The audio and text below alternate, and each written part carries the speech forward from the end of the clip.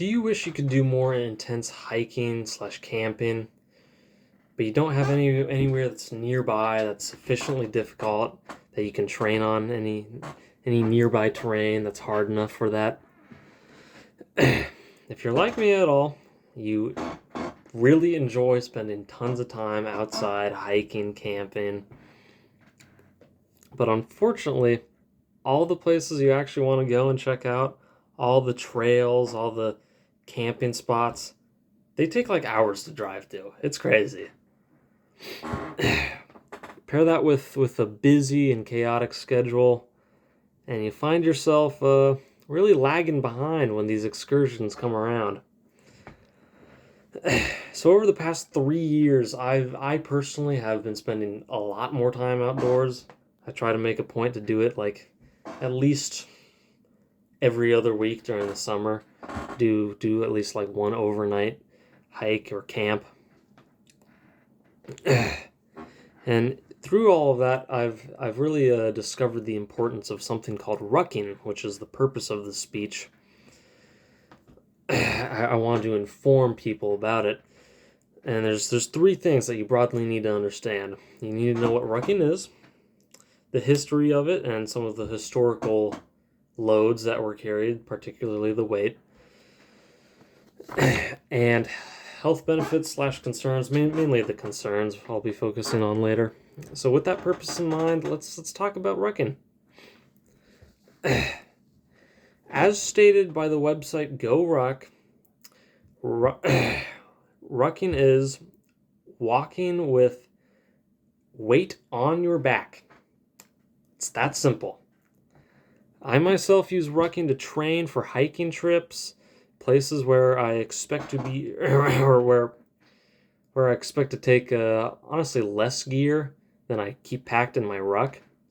The ruck is the training part, so I try to keep that loaded up to a heavier weight than I would actually expect to see myself using. So with that explanation behind us, let's look at some of the historical roots. The practice of rucking harkens all the way to soldiers of antiquity and the long, long marches they would go on.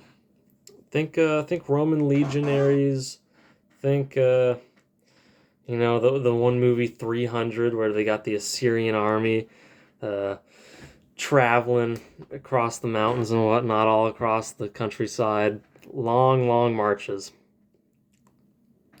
According to an article by Robert Orr, Roman soldiers carried loads weighing approximately 55% of their own body weight.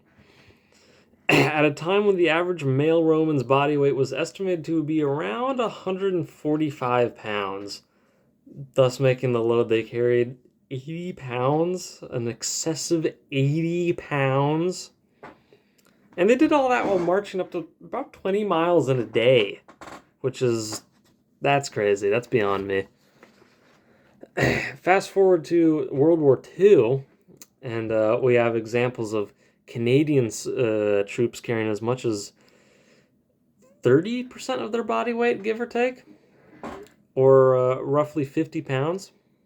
Much lighter, much better, definitely more suited for combat, that's for sure.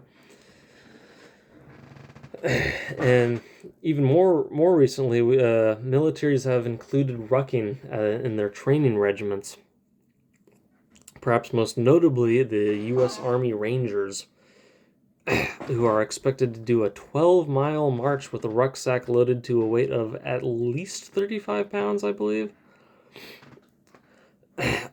Me, myself, I tend to ruck with a pack weighted to at least like 55 pounds. I upped it up a bit. I think I got it up to 60 pounds. So about a third of my body weight.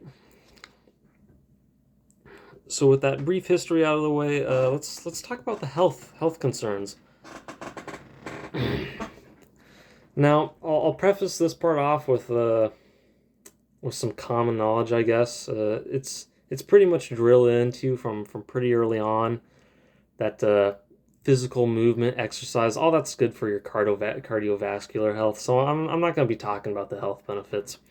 I'll be discussing more of the concerns, which generally relate to your joints, like your knees and your back, regarding rucking.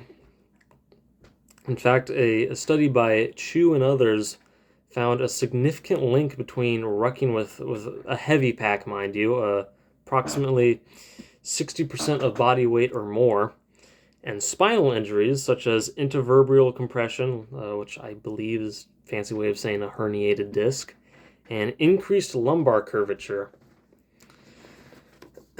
So with all that being said, let's wrap things up. Let's wrap them up with a quick review. Rucking is weighted walking. Rucking has a historical basis in military marches.